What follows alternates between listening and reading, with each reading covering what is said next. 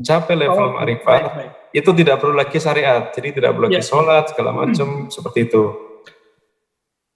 Itu anggapan yang tidak mengerti syariat, karena syariat itu ada yang zahir, ada yang batin. Syariat yang zahir itulah yang dibahas dalam ilmu fikih, bahkan dalam ilmu tarekat itu masuk ke sana. Syariat yang batin itulah yang kita sebut hakikat dan ma'rifat.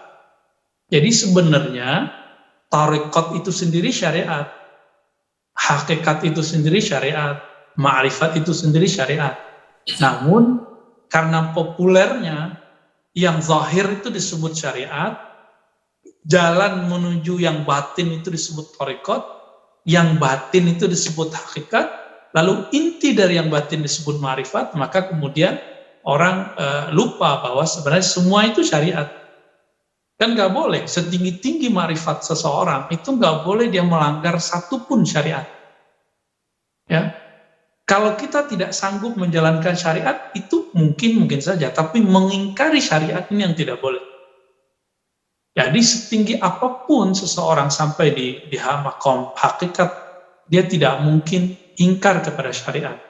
Kalau dia tidak sanggup atau tidak melakukan syariat, itu tolong dibedakan. Jadi tolong dibedakan, ini ada dua orang kasus.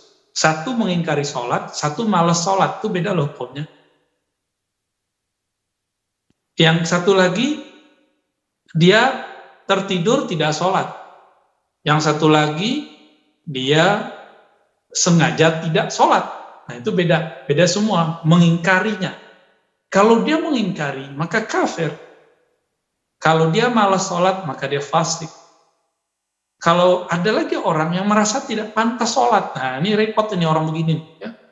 Gimana cara menanganinya ini? Ada orang yang merasa, aku belum pantas Ustaz sholat gitu. Sholat itu bagi dia sesuatu yang sangat tinggi. Nah orang ini harus diberikan pengertian mengenai sholat itu nggak mesti yang dibahas itu. Ini mohon maaf nih Pak Ahmad. Apakah sholat kita ini sudah sebenarnya sholat? Kan ayatnya aqimus sholat, dirikanlah sholat. Lalu ada ayat fawailul lil musallin, celaka bagi orang yang musolli.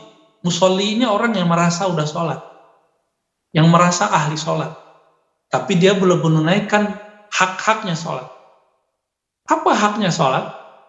Itu ada dalam surat Thaha ayat 14. Aqimis sholata lidzikri, dirikan sholat untuk mengingatku.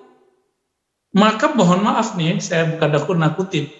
Satu nafas saja saya lupa mengingat Allah dalam sholat, itu sholat saya di sisi Allah tidak diterima. Lalu dengan sholat begitu, saya kemudian menghakimi orang yang belum sholat, dia ini dimurkai Allah. Bukan begitu. Jadi kita ini, sholat kita sendiri aja belum beres, jadi jangan mikirin sholat orang lain dulu. Cuma karena kita sudah merasa sholat 5 waktu, lalu kita menganggap remeh orang-orang di luar sana yang secara zahir kita lihat dia belum sholat. Gak usah sibuk sama orang lain. Sibuk dulu sama diri kita. Emang kita sudah seberapa hebat sholatnya? Sudah seberapa qabul sholat kita di sisi Allah? Kalau saya malu malah ya. Jadi boro-boro mau mikirin orang kiri kanan ya. Sholat kita sendiri aja belum beres. Takbir oke. Habis takbir, kemana-mana. Dan anehnya banyak orang-orang yang tidak sadar di sini bahwa sebenarnya sholat dia belum pantas dilekatkan kepada dia. Dia belum pantas menyandang predikat orang-orang yang menunaikan sholat. Tapi udah kepedean duluan.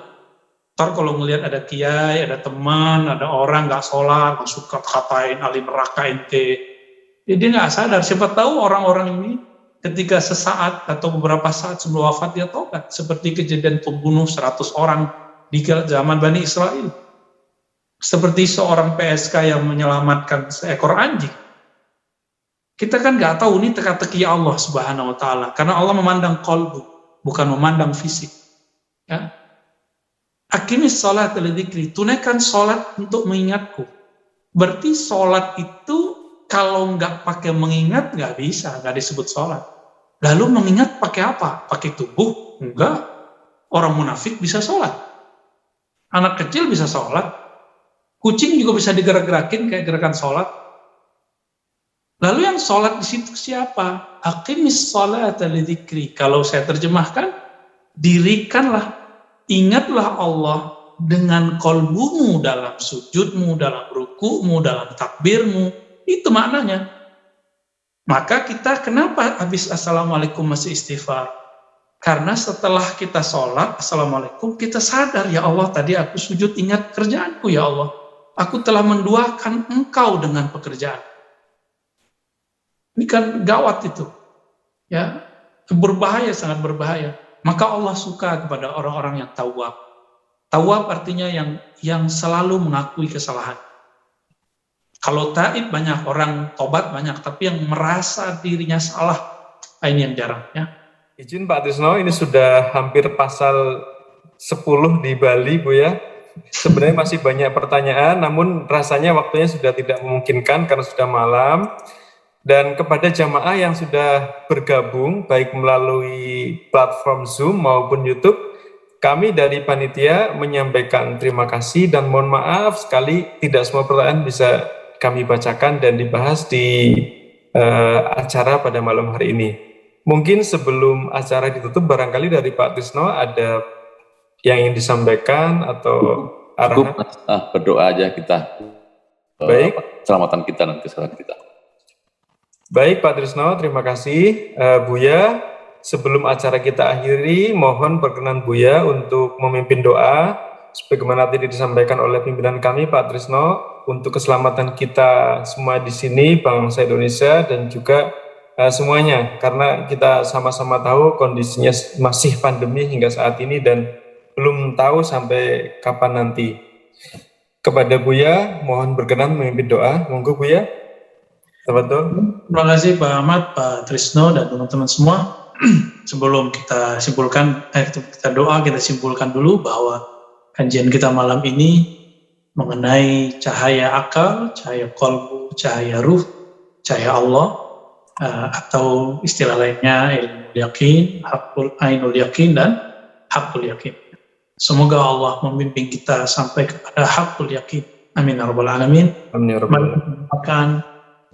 Bangsa negara kita dan semua umat Islam di mana sedang berada, terutama untuk umat Islam yang sekarang sedang mengalami goncangan di Afghanistan khususnya, semoga mereka mendapatkan kedamaian secepatnya, sesegera mungkin. Begitu juga yang ada di Al-Quds dan terutama di negeri ini. Amin ya rabbal alamin. Al-Ahziniyah wal alamin. Al-Fatihah. Bismillah.